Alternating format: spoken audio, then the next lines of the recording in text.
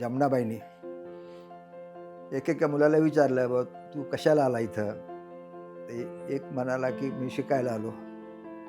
दुसरा म्हणाला, "मला काही माहीत नाही, घेऊन आली." परंतु हा मधला पोरगा आनंदराव मोठे होते, संपतराव लहान होते आणि हा गोपाळ. गोपाळ मुळात हुशार होता. ज्यावेळी जमनाबाईंनी विचारलं, की तुम्ही इथं कसे आले? तर त्यांनी सांगितलं, की बडोद्याचा राजा बनायला आलो.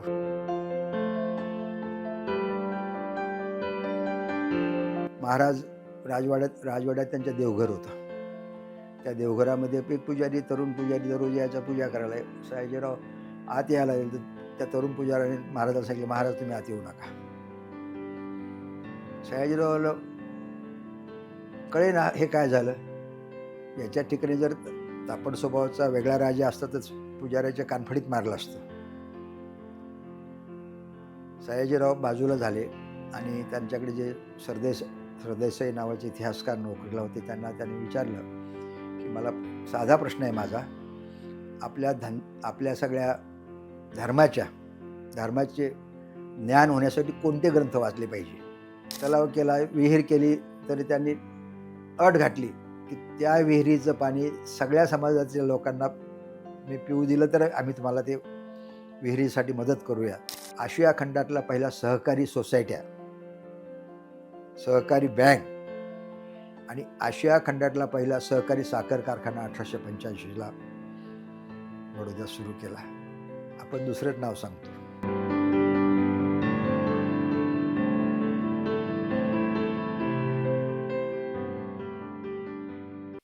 नमस्कार मंडळी. मी बाबा भांड. आज मराठी वाङ्मय परिषदेचे जे अमृत महोत्सवी संमेलन बडोद्यात होत आहे 19 डिसेंबरला, या निमित्त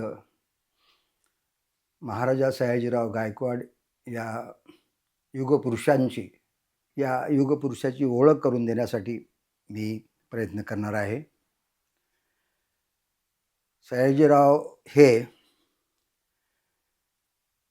आधुनिक भारताचे शिल्पकार म्हणून त्यांची खरी ओळख आहे. एवढंच नाही तर भारतीय साहित्याचे निर्माते. आणि हे जे वाङ्मय परिषदेचं 75वं संमेलन होत आहे, या अमृत महोत्सवी संमेलनासाठी संमेलनाध्यक्ष म्हणून मला बोलावलं. यामध्ये माझा सन्मान केला, त्याबद्दल त्यांचे मी आभारी आहे. संमेलनाचं उद्घाटन राजमाता शुभांगीराजे गायकवाड ह्या करणार आहेत आणि इतर मान्यवर सुद्धा उपस्थित राहणार आहेत. माझ्या आयुष्यातील साहित्य क्षेत्रातील वेगळा आनंदाचा कालखंड म्हणजे महाराजा सयाजीराव गायकवाड यांचं 15 वर्ष जे मी काम करतोय त्यात गेलेलं आहे. मला अनेक मित्र विचारतात, की सयाजीरावची ओळख कशी झाली? सयाजीरावकडे कसे वळले? आणि यामध्ये 35 वर्षापूर्वी बुलढाणा येथे एका आजोबाने मला त्या भागातल्या तंट्या भिल्लाची गोष्ट सांगितली.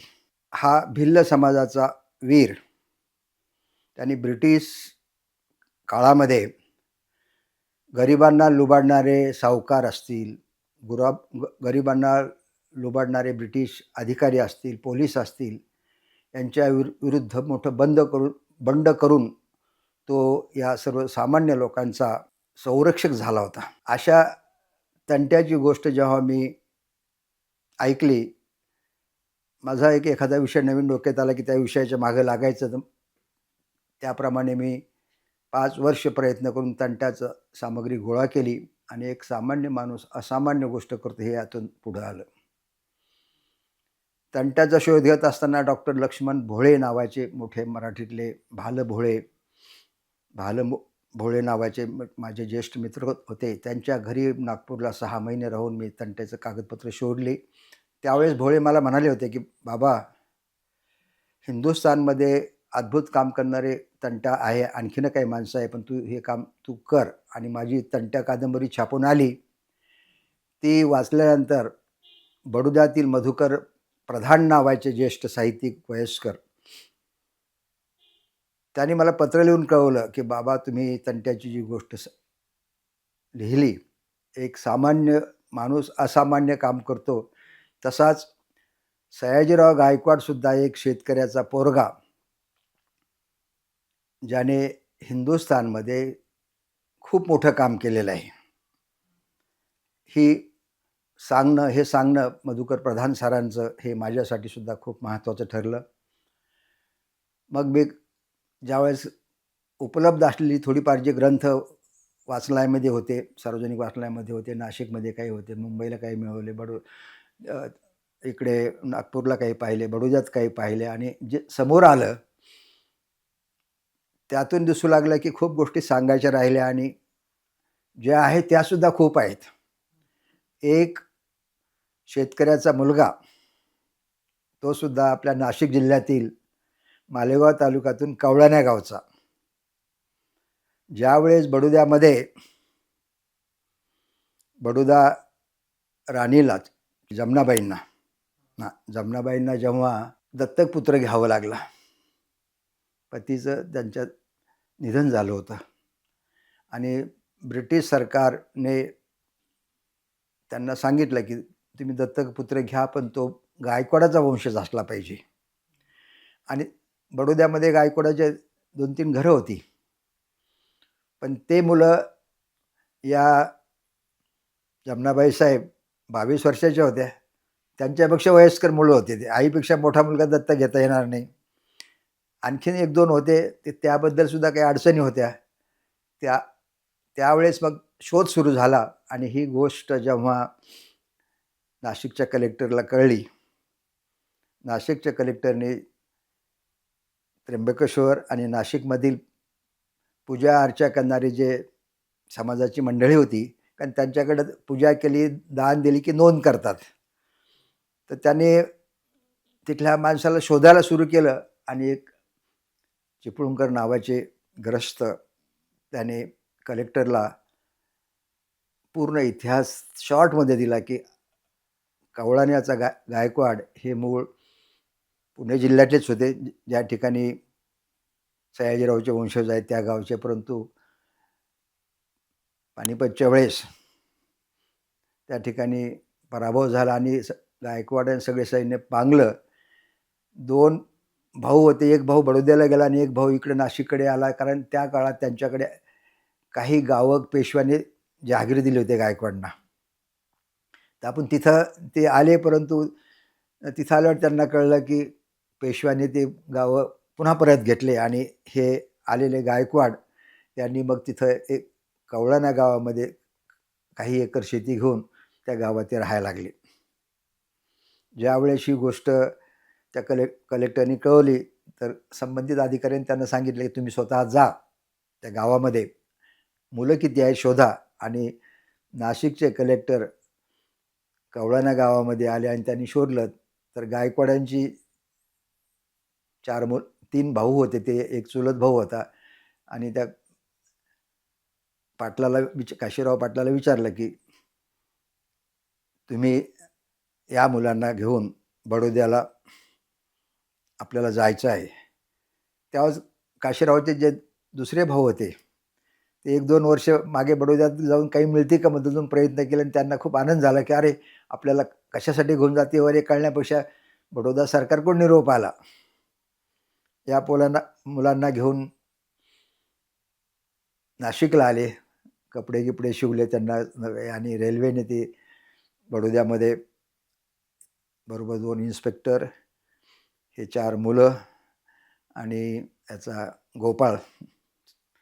गोपाळचे काका बरोबर होते. एक मोठा आनंदराव होता, एक संपतराव होता, आणि एक गणपतराव नावाचा भाऊ. हे 4 मुलं बडोद्यामध्ये आले, त्यांची राहण्याची व्यवस्था केली, आणि चिमणाबाई साहेब आणि दिवाण आणि लोक त्या मुलांना बोलून चर्चा करून 1-2 दिवस त्यांनी कुठला मुलगा चुणचुणीत आहे त्यांना चर्चा करत असतानाच जमनाबाईंनी एकेका मुलाला विचारलं, "बाबा तू कशाला आला इथं?" ते एक म्हणाला, की "मी शिकायला आलो." दुसरा म्हणाला, "मला काही माहीत नाही, घेऊन आले." परंतु हा मधला पोरगा, आनंदराव मोठे होते, संपतराव लहान होते आणि हा गोपाळ. गोपाळ मुळात हुशार होता. ज्यावेळी जमनाबाईंनी विचारलं, की "तुम्ही इथं कसे आले?" तर त्यांनी सांगितलं, की "बडोद्याचा राजा बनायला आलो." आणि ही घटना जमनाबाईसाठी, दिवाणांसाठी आणि सगळ्यांसाठी खूप वेगळी होती आणि त्यांनी ठरवलं, की त्या मुलाची आणखीन थोडीफार चौकशी केली आणि या मुलाची निवड करायची. मग त्याच्या वडिलाला निरोप पाठवला. अ, राज्यारोहणाची तारीख ठरली. दत्तक विधानाअगोदर आणि त्याच दिवशी राज्याभिषेक असं सगळी तयारी झाली आणि ध्यानी मनी नसता 12 वर्षाचा गोपाळ निरक्षर होता. अक्षर ओळख नव्हती, अंक ओळख नव्हती आणि तो एकदम बडोद्याचा तरुण राजा म्हणून राज्याभिषेक झाला. यावेळेस राज्याभिषेकानंतर मग त्यांच्या शिक्षणाची सोय सुरू ठरलं आणि मग सयाजीरावसोबत त्यांनी त्यांचे आनंदराव भाऊ आहेत, तिथले काही नातेवाईक या मुलासाठी 2 शिक्षक मराठी नेमले. इलियट नावाचा ब्रिटिश अधिकारी नेमला जो शिक्षक म्हणून आणि त्या लोकांनी 6 वर्षामध्ये या मुलाला खूप उत्तम प्रकारचं शिक्षण दिलं. हुशार सयाजीराव त्यामध्ये 6 वर्षामध्ये मराठी, गुजराती, हिंदी आणि इंग्रजी या सगळ्या भाषाचं शिक्षण घेत 6 वर्षामध्ये ते तयार झाले आणि प्रत्यक्ष कारभार 1875ला राज्याभिषेक झाला आणि प्रत्यक्ष राज्य अधिकार 1881ला त्यांना आला.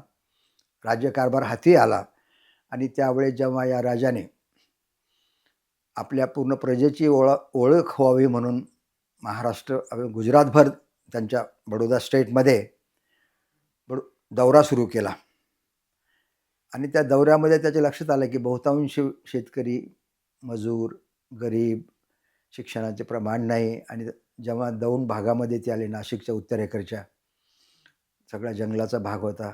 आदिवासी आणि अस्पृश्य लोकांना आणि गावात आले की सगळे लोक झाडामागे लपले, कोणी झाडाच्या वर लपले, कोणी कुपाटीआड लपले आणि मग राजाने विचारलं की ही प्रजा कुठे आहे?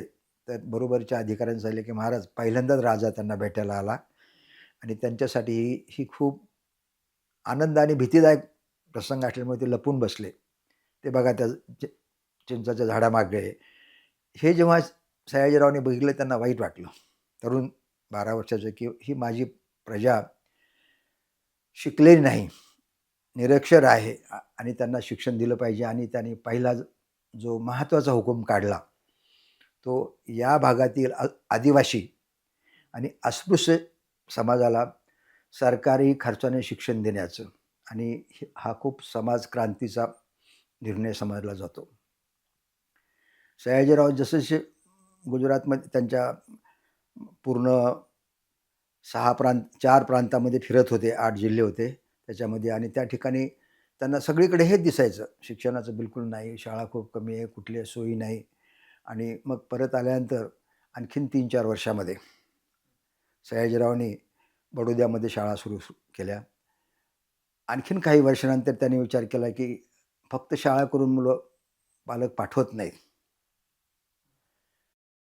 या मुलींना सगळ्यांना शिकायचं असेल, तर हुकूम काढला पाहिजे म्हणून 1892 साली सयाजीरावांनी सक्तीचं मोफत प्राथमिक शिक्षण हे भारतात अगदी पहिल्या स्वरूपाचं सुरू केलं. नियम असा होता, की मुलगा किंवा मुलगी 6 वर्षाची असेल, पालकाला तिथं त्या मुलाला शाळेत पाठवणं कंपल्सरी केलं. जो पालक मुलाला किंवा मुलीला पाठवत नसेल किंवा गैरहजर असतील तर त्यांना दिवसाला दंड सुरू केला. कमी दंड होता त्यामुळे मुलांना, मुलींना मजुरीला लावून ते पैसे पालक भरायचे तर गावाच्या पोलीस पाटलाला त्यांनी सांगितलं आणि यातून शिक्षणाचं प्रमाण सुरू झालं. शिक्षण सुरू झालं तर त्यांना पाठ्याची गरज आहे, पुस्तकाची गरज आहे, ग्रंथाची गरज आहे, लेखकाची गरज आहे, मुद्रणाची गरज आहे. तर सयाजीराव महाराजच्या तरुण राजाने महाराष्ट्रातून या शिक्षण क्षेत्रातले वेगवेगळे तज्ज्ञांना बडोद्यामध्ये सन्मानाने बोलवायला सुरू केलं. ग्रंथ लिहिले जाऊ लागले, ग्रंथ छापले जाऊ लागले आणि शेतीबरोबरच त्यांच्या लक्षात आलं की बहुतांशी शेती आहे लोकांचे, पण तो शेतीमध्ये सुद्धा खूप निसर्गावर अवलंबून असले. अतिवृष्टी असेल, दुष्काळ असेल किंवा पाऊसच नसेल, तर या सगळ्या गोष्टीमध्ये शेतीसाठी काय करता येईल. काही ठिकाणी सयाजीरावांच्या लक्षात आलं की साधा प्रसंग आहे की जो प्रसंगी आपल्याला की त्यांना खूप शिकवून गेला. महाराज राजवाड्यात त्यांच्या देवघर होतं. त्या देवघरामध्ये एक पुजारी, तरुण पुजारी दररोज यायचा पूजा करायला. सयाजीराव आत यायला लागले तर त्या तरुण पुजाऱ्याने महाराजाला सांगितलं, महाराज तुम्ही आत येऊ नका. सयाजीरावाला कळेना हे काय झालं. याच्या ठिकाणी जर तापड स्वभावाचा वेगळा राजा असता तर पुजाऱ्याच्या कानफडीत मारलं असतं. सयाजीराव बाजूला झाले आणि त्यांच्याकडे जे सरदेसाई नावाचे इतिहासकार नोकरीला होते त्यांनी विचारलं की मला साधा प्रश्न आहे माझा, आपल्या सगळ्या धर्माचे ज्ञान होण्यासाठी कोणते ग्रंथ वाचले पाहिजे. ते म्हणाले, सर 4 वेद समजून घेतलं तरी पूर्ण धर्माचं ज्ञान त्याच्यामध्ये आहे. ते म्हणाले तुम्ही 2-4 शिक्षक बघा आणि मला दररोज या शिक्षकांनी आलटून पालटून त्या वेदाबद्दल ज्ञान द्यावं. सयाजीरावांनी काही महिन्यामध्ये वेदाचं सार समजून घेतला. सार समजल्यानंतर त्यांचा प्रश्न सुटला नाही. त्यांनी गुरुजींना विचारलं की गुरुजी मला वेदात काय आहे कळलं, पण माझा प्रश्न बाकी आहे. ते म्हणजे कोणता प्रश्न. ते म्हणजे तुम्ही सांगितलं नाही की देवाधर्माची पूजा कोणी करावी. गुरुजी म्हणाले कोणी करू शकतं, वेदात काहीच लिहिलं नाही. आणि सयाजीरावांनी त्यावेळेस निर्णय घेतला की ब्राह्मणाच्या व्यतिरिक्त समाजासाठी बडोद्यामध्ये वेदोक्त पाठशाळा म्हणजे पूजा करणं ह्या सगळ्या गोष्टीचं शिक्षण देणारी शाळा सुरू केली. हा सुद्धा समाज सुधारण्याचा, सामाजिक क्रांतीचा महत्त्वाचा निर्णय होता. सयाजीराव हेच करून थांबले नाही, तर त्यांनी शेतकऱ्यासाठी शेतीमध्ये वृक्ष लागवड असेल, छोटे छोटे तलाव करणं असेल, तलाव केला, विहीर केली, तरी त्यांनी अट घातली की त्या विहिरीचं पाणी सगळ्या समाजाच्या लोकांना मी पिऊ दिलं तर आम्ही तुम्हाला ते विहिरीसाठी मदत करूया. म्हणजे त्यांनी हे सामाजिक सुधारण्याचे एक उद्देश त्यातून समोर येऊ लागला. शिक्षण सक्तीचं केलं. काही काळानंतर त्यांना बडोद्यात महाविद्यालय काढावं लागलं. आणि ज्यावेळेस ते शिकायला लागले तर त्यांना कळालं की 5वी 6वी 7वी पर्यंत मुलगा मुलगी 4थी पर्यंत केलं की तो मुलगा पुन्हा घरी बसायचा.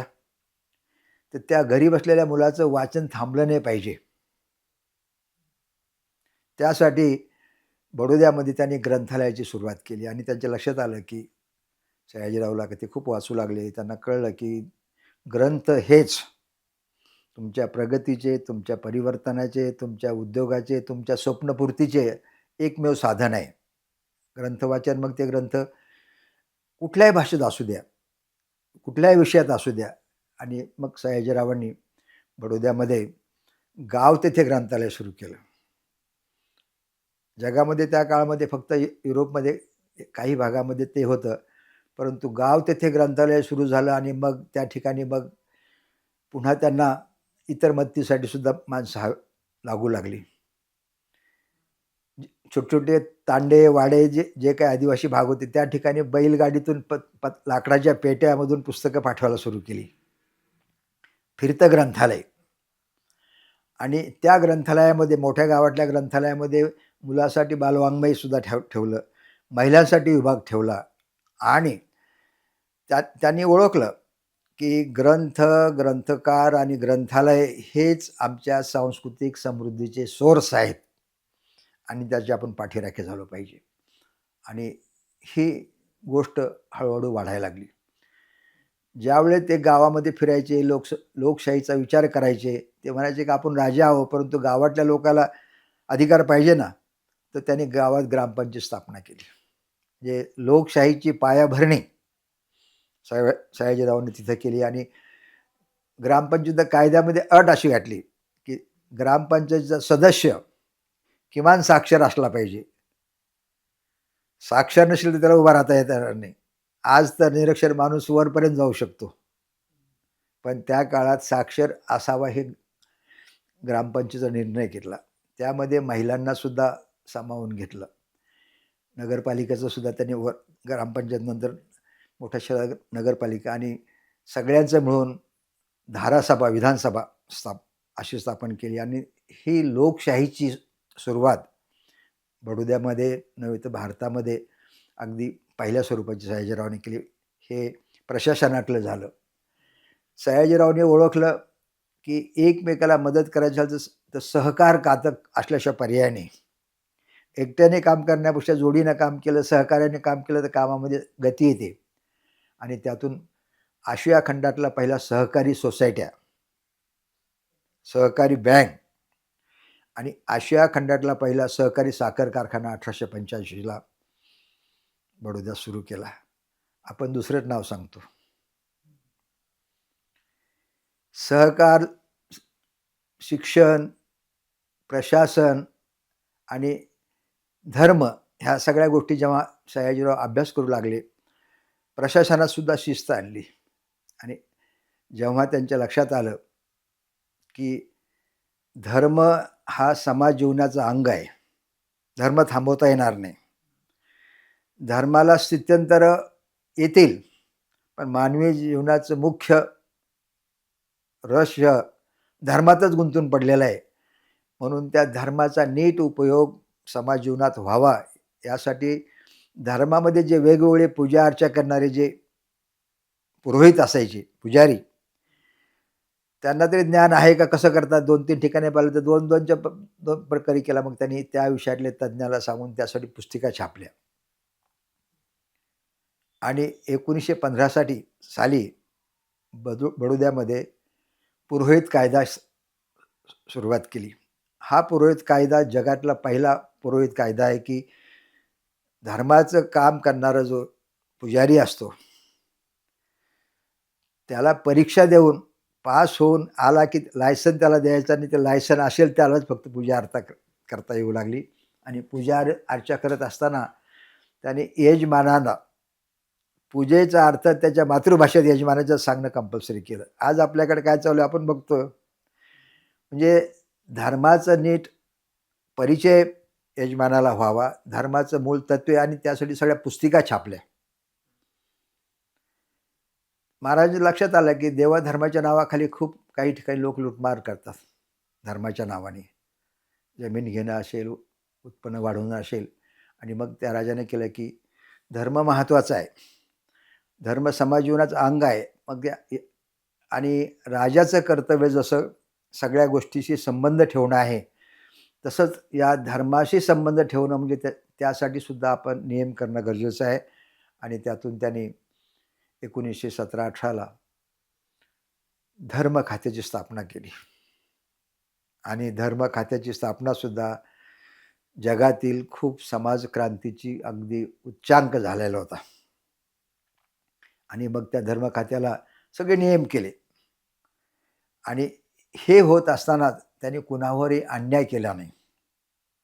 सयाजीरावांचे वैशिष्ट्य असं की हे करत असताना ते स्वतःचं वाचन वाढवत होते. नवीन नवीन वाचनाची त्यांना छंद लागला होता, प्रचंड वाचायचे. आणि या वाचनातून हा एक सुप्रशासक राजा एक उत्तम लेखकाकडे सुद्धा वळला.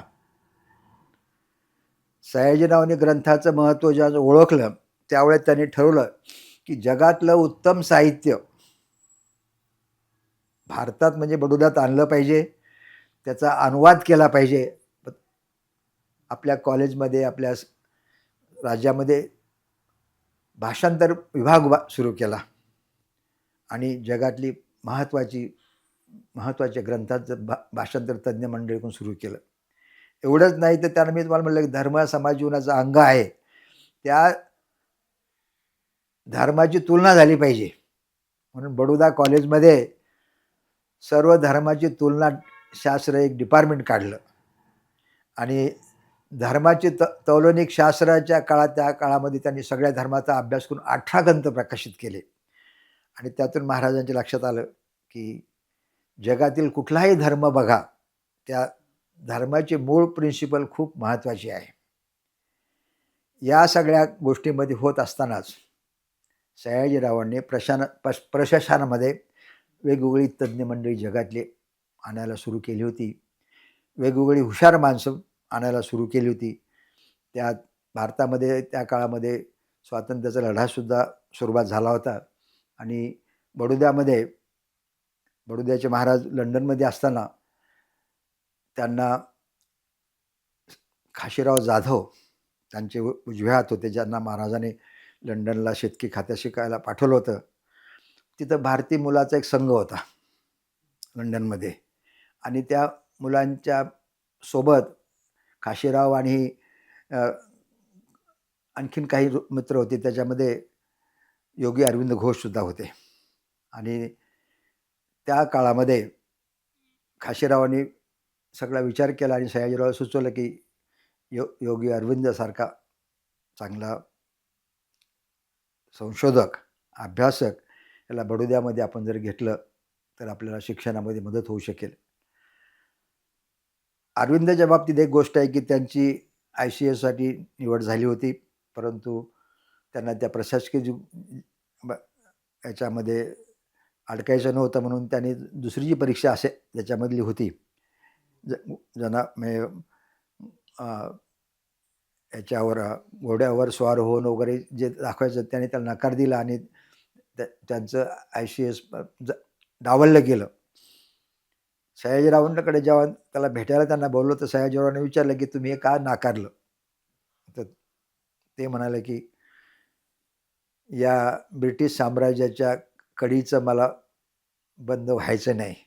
मग सयाजीराव म्हणाले, बडोद्याला येतात का तुम्ही? ते हो म्हणाले आणि त्यांना त्या दिवसापासून नोकरी देऊन त्यांचा पगार सुरू करून ते बडोद्यात आले आणि अरविंद घोष बडोद्यात येणं ही भारतीय स्वातंत्र्य लढ्याच्या एक मोठी शाखा सुरू झाली. तिथल्या अभिनव भारत नावाची चळवळसुद्धा बडोद्यात सुरू झाली होती.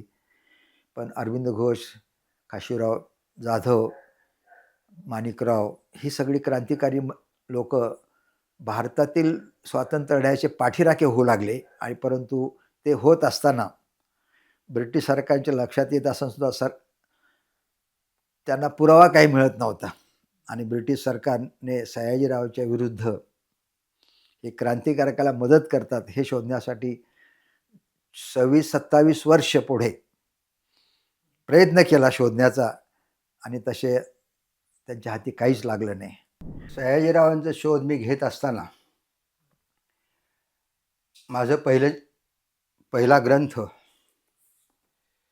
युगद्रष्टा सयाजीराव हा तयार झाला. त्यावेळेस जी माहिती समोर आली ती प्रचंड माहिती होती आणि मला कळायला लागलं की 500-525 पानाच्या ग्रंथामध्ये सयाजीरावचे सगळे पैलू मांडणं मला खूप कसरत व्हायला लागली.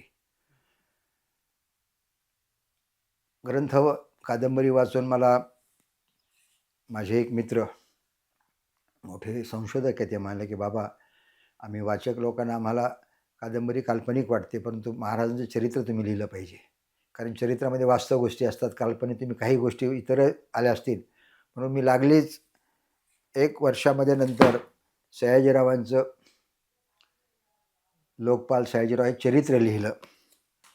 युगद्रष्टाची दुसरी आवृत्ती छापत असताना बडोद्यामध्ये आम्ही प्रकाशन ठेवलं. अखिल भारतीय मराठी साहित्य संमेलनाचे तिथं मीटिंग होती.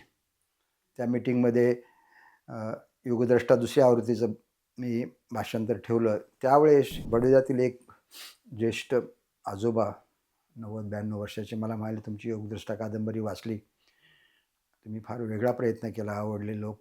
लोकपालसुद्धा वाचले, पण तुम्हाला बँडेड बॉस काही माहीत आहे का?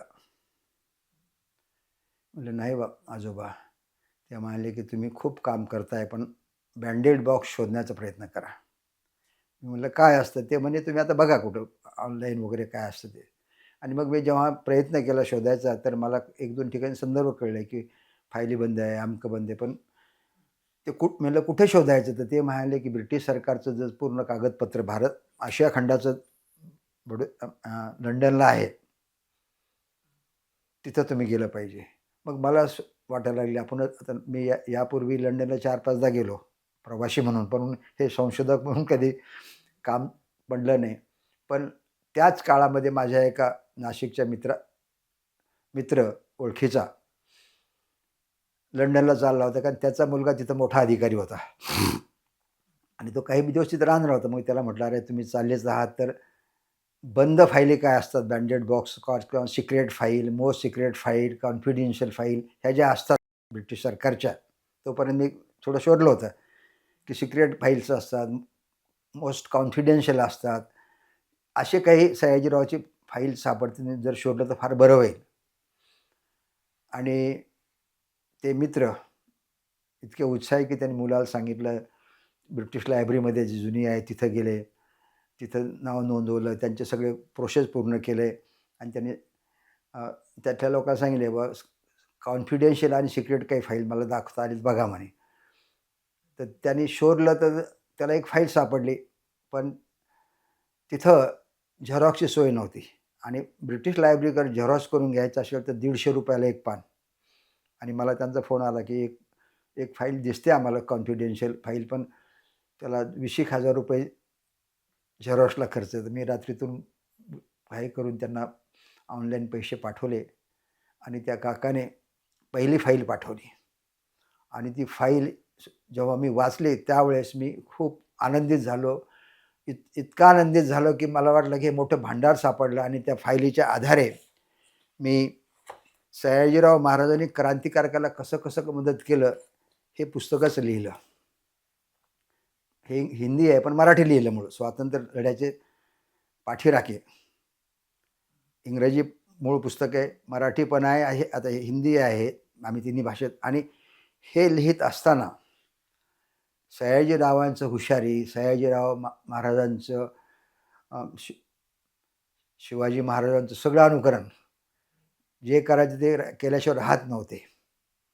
पण ब्रिटिश सरकारला कुठलाही पुरावा मागं ठेवत नव्हते आणि ती फाईल सयाजीरावाची इन्क्वायरी करणारी फाईल बडोदा सरकारातून गव्हर्नर जनरलकडून लंडनमधल्या भारतीय मंत्र्याकडे जायचे आणि शेवटी पुरावा न मिळाल्यानंतर त्या फाईलवर बँडेड बॉक्स केस अशी शिक्का मारला जायचा. त्यावर मी हे पुस्तक जेव्हा लिहिलं त्यावेळेस माझ्या लक्षात आलं ही एकच फाईल सापडली, एकाच कालखंडात आहे. आणि मग मला वाटायला लागलं, त्यावेळेस मी साहित्य संस्कृती मंडळाचा अध्यक्ष होतो. जी फाईल आली त्यावेळेस. आणि 3-4 वर्ष मी त्या कामात इतकं व्यग्र होतो की मला लंडनला जाता येईना. आणि त्या काळामध्ये माझा एक मित्र पुरुषोत्तम खेडेकर ते मला म्हणाले की "बाबा, माझा एक नात्यातला पोरगा मगर म्हणून तो लंडनला चालला आहे. तू सयाजीरावचं काम करतो, काही त्याला शोधायचं सांगतो, त्याच्या इतिहासाच्या कामासाठी चालला आहे." त्या मगरला मी सयाजीरावांची एक पानभर माहिती WhatsAppवर पाठवली. कालखंड सांगितला आणि म्हटलं काही शोधता आलं तर प्रयत्न करा. आणि त्याचं काम झाल्यानंतर त्यांनी एक 2-3 दिवसामध्ये सयाजीरावच्या बंद असलेल्या 15 फायली स्कॅन केल्या. त्यावेळेस मोबाईलवर स्कॅन करणं सोपं होतं आणि स्कॅन केलेल्या फायली त्यांनी मला ऑन मेल पाठवल्या. म्हणजे माझ्या आयुष्यात हा क्षण म्हणजे इतका आनंद की ज्या ठिकाणी की त्या मगरचे कसे आभार मानावे, ज्या मित्रांनी सुचवलं त्याचे कसे आभार मानावे. मी तात्काळ त्या पुस्तकाच्या आधारे प्रज्ञाशील महाराज सार्वभौम सयाजीराव नावाचे ग्रंथ मराठीमध्ये लिहिला आणि त्या ग्रंथाचं प्रकाशन माझे गुरु भालचंद्र नेमाडे यांच्या उपस्थितीत आणि बडोद्याच्या राजमाता शुभांगिनीराजे गायकवाड यांच्या समोर आम्ही त्याचं औरंगाबादला प्रकाशन केलं. सयाजीराव महाराजांनी काय केलं नाही असं जरी विचारलं तर अवघड आहे. आणि सगळ्या क्षेत्रात केलं. जे क्षेत्र दातृत्वाचं आहे, या राजाने उभ्या आयुष्यामध्ये जवळजवळ 7,500 ग्रंथ प्रकाशनास मदत केली. मी शोधलं त्या काळामध्ये प्रकाशक कोण होते मोठे, भारतामध्ये कोण होते, जगात कोण होते आणि त्या काळामध्ये ऑक्सफर्ड केम्ब्रिजमध्ये विद्यापीठामध्येच प्रकाशन संस्था होत्या आणि त्यांची प्रकाशनाची संख्या आणि भारतामध्ये मी शोधलं तर 7,500 ग्रंथ प्रकाशित करणारा एकही प्रकाशिक त्या काळात नव्हता. म्हणजे भारतीय साहित्याचे निर्माते झाले ते. गाव तेथे ग्रंथालय काढलं तर त्यावेळेस मी त्याचाही अभ्यास केला. अमेरिकेमध्ये, युरोपमध्ये आणि भारतामध्ये जेव्हा ग्रंथांची संख्या बघितली, वाचकांची संख्या बघितली, तर नंबर 1ला जगामध्ये लंडन होतं, म्हणजे युरोप होते आणि नंबर 2ला बडोदा होते वाचक संख्या ग्रंथाची आणि नंबर 3ला अमेरिका होती. हे त्यांचं जे काम मला दिसू लागलं, त्यावेळेस मी ठरवलं की सयाजीरावांचं काम आणखीन काही अंगाने आपल्याला करता येईल का आणि स्वातंत्र्य संग्रामच सोडून द्या, परंतु सयाजीरावाने दातृत्वामध्ये 89 कोटींच्या शिष्यावर त्या भारतातील सगळ्या लोकांना दिले की त्याचं आजचं व्हॅल्युएशन किती वेळ आपण कल्पनेच्या बाहेर आहे. पहिल्या जागतिक धर्म परिषदेचे ते अध्यक्ष होते. अनेक संमेलनामध्ये त्यांनी भाषणं केली. सयाजीरावांनी 4 ग्रंथ लिहिले. त्यांनी 80,000च्या आसपास कायदे केले. सयाजीरावांचे भाषणं, कायदे, लेखन, पत्रव्यवहार हा जगातील साहित्यामध्ये एक वेगळा अनमोल असा वारसा आहे आणि हा वारसा लोकांसमोर येण्यासाठी महाराष्ट्र सरकारने जी मदत केली, ती मदत होण्याच्या अगोदर आम्ही कंटाळून नाही म्हटलं की आपणच काही करता येईल का, म्हणून महाराजा सयाजीराव गायकवाड संशोधन व प्रशिक्षण संस्था म्हणून आम्ही औरंगाबादला एक ट्रस्ट स्थापन केला आणि त्या ट्रस्टच्या वतीने सुद्धा ग्रंथ प्रकाशनाचे काम सुरू केलं. त्या ट्रस्टने सुद्धा 20,000 पानाचं 105 ग्रंथ प्रकाशित केले. तरीसुद्धा डोंगरा एवढं काम अजून बाकीच आहे. कायद्याचं काम आमचं पूर्ण बाकी आहे. सयाजीरावांचे वैयक्तिक पत्रव्यवहारांचं काम आमचं बाकी आहे. सयाजीरावांनी अनेक मदतीमध्ये अगदी जगातील पहिल्या विमान उड्डाणास सयाजीरावांनी मदत केली, हे आपल्याला माहीत नाही. बनारस हिंदू युनिव्हर्सिटीचे सयाजीराव चान्सलर होते. पंडित मदन मोहन मालवीय व्हाईस चान्सलर होते आणि त्या तिथेही मदत केली. अलीगडच्या मुस्लिम कॉलेजला सुद्धा मदत केली. पुण्यातल्या 62 संस्था आहेत, त्या सयाजीरावांनी त्यांना मदत केली. एवढंच नाही तर आज महाराष्ट्रामध्ये 185 शिक्षण संस्था आहे, मोठे वृक्ष झाले, त्यांना सयाजीरावांनी मदत केली. सयाजीराव गायकवाडांचे जगावेगळे काही महत्त्वाचे मुद्दे सांगणं गरजेचं आहे. 64 वर्षे राज्य करणारा हा वेगळा राजा झाला. या राजाने जगातील उत्तम गोष्टी बडोद्यात आणण्याचा प्रयत्न केला. शिक्षण, ग्रंथ, सुप्रशासन आणि जनकल्याणातच आपला मोक्ष आहे, हा विचार करणारा राजा मात्र गरजूंना मदतीसाठी त्याचा हात सतत मोकळा होता. अगदी महाराजांनी कुणाला मदत केली नाही असं म्हटलं तर आपल्याला कोणी शिल्लक नाही भारतातलं महत्त्वाचे. अगदी बाबासाहेब आंबेडकर असतील, टिळकांना वेगळी मदत केलेली असेल, शाहूंना वेगळी मदत केली असेल, फुल्यांना वेगळी मदत केलेली आहे. हिंदू महासभेचे डॉक्टर बाळकृष्ण मुंजे त्या काळामध्ये, म्हणजे महाराज सगळ्यांना मदत करत होते. त्यांनी त्या काळात 12,000 रुपयाची मदत केली आणि सांगितलं की ही 12,000 रुपये त्या काळात फार मोठा आकडा आहे, तुम्ही अस्पृश्य मुलांच्या शिक्षणासाठी खर्च करा. 1925च्या काळातली गोष्ट आहे. सयाजीराव महाराज हे स्वच्छ चारित्र्य, निर्व्यसनी आणि सार्वभौम राजा होता. हे सार्वभौम राजा होता हे त्यांच्यावर त्यांच्या गुरुवाराने संस्कार केला होता. इलियट सरांनी त्यांना समजावून सांगितलं होतं की ब्रिटिश सरकार आणि ईस्ट इंडिया कंपनीशी जो आपला करार आहे तो मैत्रीचा आहे. बडोदाचे गायकवाड हे ईस्ट इंडिया कंपनीचे मित्र आहेत आणि त्या काळात काय झालं होतं की ब्रिटिश सरकार पेशव्याच्या विरुद्ध लढाई करत होते आणि त्यावेळेस बडोद्यातील गायकवाड जे राजे होते ते तटस्थ राहिले. त्यांनी पेशव्याला मदत केली नाही आणि ब्रिटिशांना मदत केली नाही, म्हणजे एक प्रकारे ती ब्रिटिशांना मदत झाली. आणि त्या मदतीचा प्रकार म्हणून 1818मध्ये ब्रिटिश ईस्ट इंडिया कंपनीने आणि सयाजीराव गायकवाड यांच्या अगोदरच्या राजाशी जो करार झाला तो करार मैत्रीचा होता. आणि एक घटना घडली. भारतातले राजे युरोपला गेले की आपलं ऐश्वर्य बाई बाटलीमध्ये मजा करण्यामध्ये तिथे स्टॅथम नावाच्या माणसाने आपली तो वेशा पुरवण्याचं काम करायचं. आपल्या पत्नीला सयाजीरावच्या मागं लावलं. सयाजीरावांनी प्रतिसाद दिला नाही. तर तो चिडला आणि त्याने त्यांना नोटीस पाठवली की तुझे माझ्या पत्नीशी अनैतिक संबंध आहे, त्याबद्दल मला तिच्याशी डायव्हर्स घ्यायचा आहे. तू न्यायालयामध्ये मला तिच्याविरुद्ध डायव्हर्स घेताना तुम्हाला सहआरोपी करायचं आहे. हे नको असेल तर इतके 1000 पाऊंड द्या, ब्लॅकमेलिंग. सयाजीरावांनी त्यांच्या वकिलाला सांगितलं की तू आपलं उत्तर असं दे की बडोदा ईस्ट इंडिया कंपनी आमचा जो मूळ करार आहे तो मैत्रीचा आहे आणि या राजाच्या विरुद्ध जगात कुठेही सिव्हिल आणि क्रिमिनल दावा उभा राहत नाही असं कलम आहे. हे जर जेव्हा सयाजीरावच्या बाजूने वकिलांनी बाजू मांडली, त्या न्यायालयाने ते प्रकरण हायकोर्टात वर्ग केलं. हायकोर्टाने ब्रिटिश सरकारला नोटीस काढली की मूळ करार जो आहे तो दाखल केला आणि न्यायालयाने हायकोर्टाने निर्णय दिला की हा राजा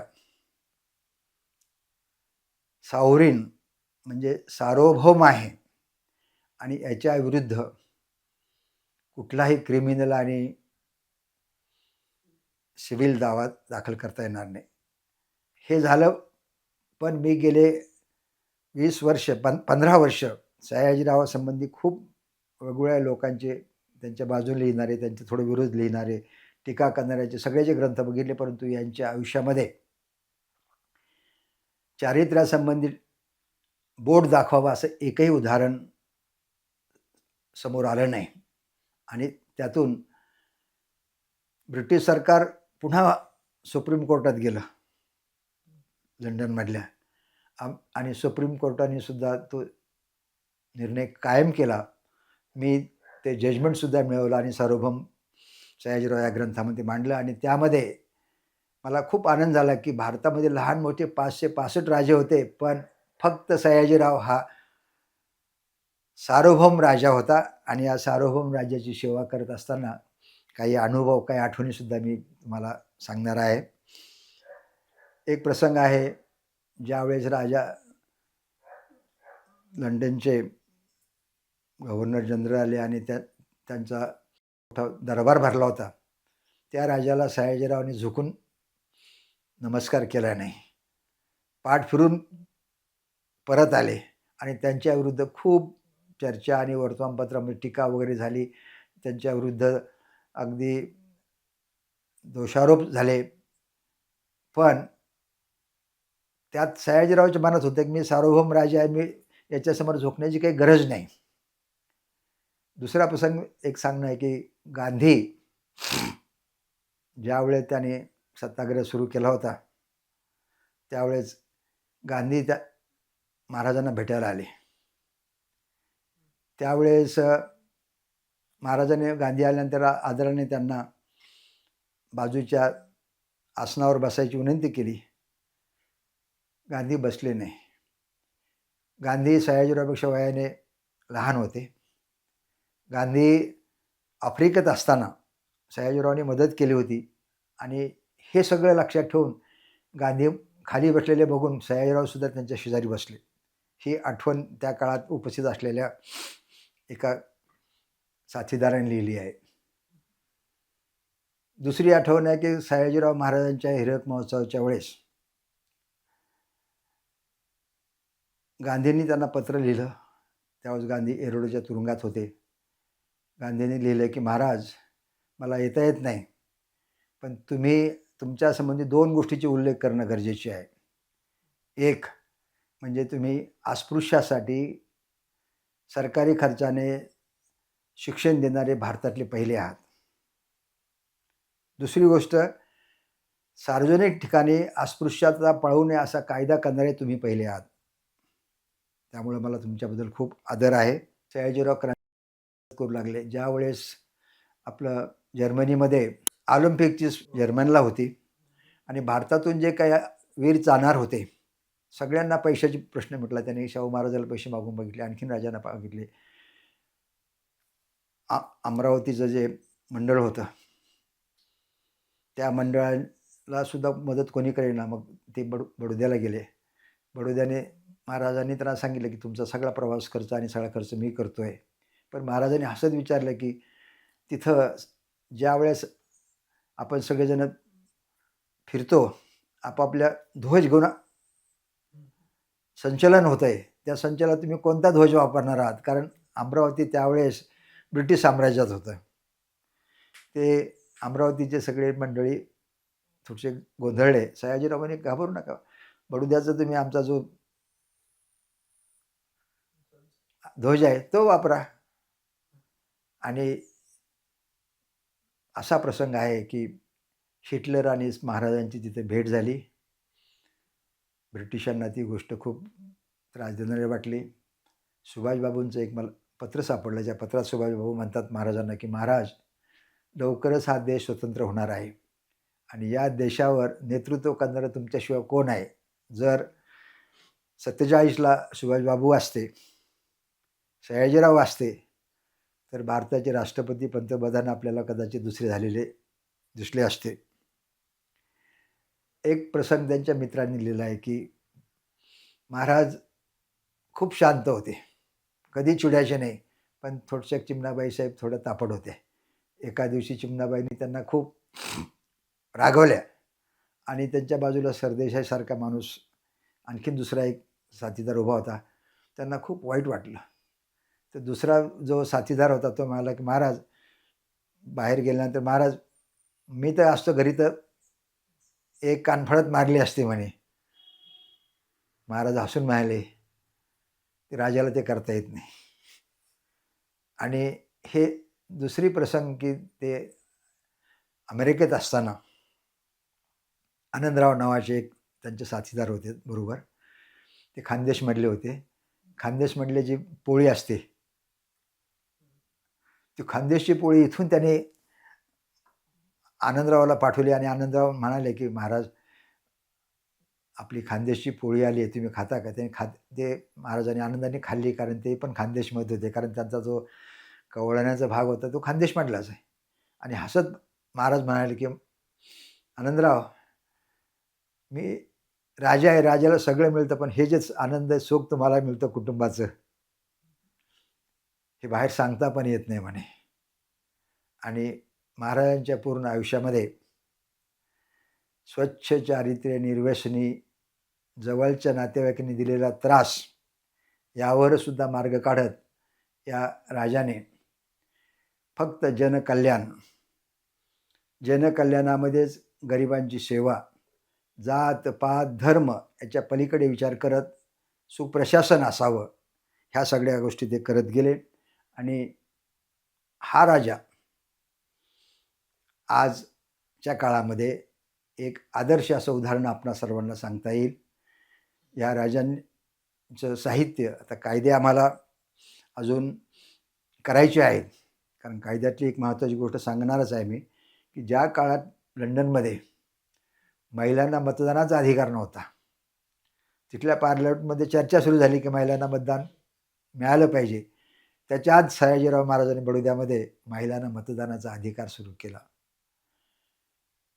प्रॉपर्टीमध्ये पत्नीचा अधिकार, मुलांचा अधिकार, स्मशानामध्ये वाचनालय सुरू करणं, म्हणजे लोक अंत्यविधीसाठी आल्यानंतर बाकीच्या लोकांनी ते सगळं बघण्यापेक्षा पुस्तकं चाळत बसणे, हे अद्भुत असे अनेक गोष्टी, जगावेगळ्या गोष्टी या राजाने केला. आणि आजच्या काळामध्ये त्यांचे स्मरण काय आहे, तर आज जे जात पात धर्म याचं जे आज वादळ उठलेलं आहे, आणि या वादळामध्ये आपण सगळेजण त्रासून गेलो आहोत.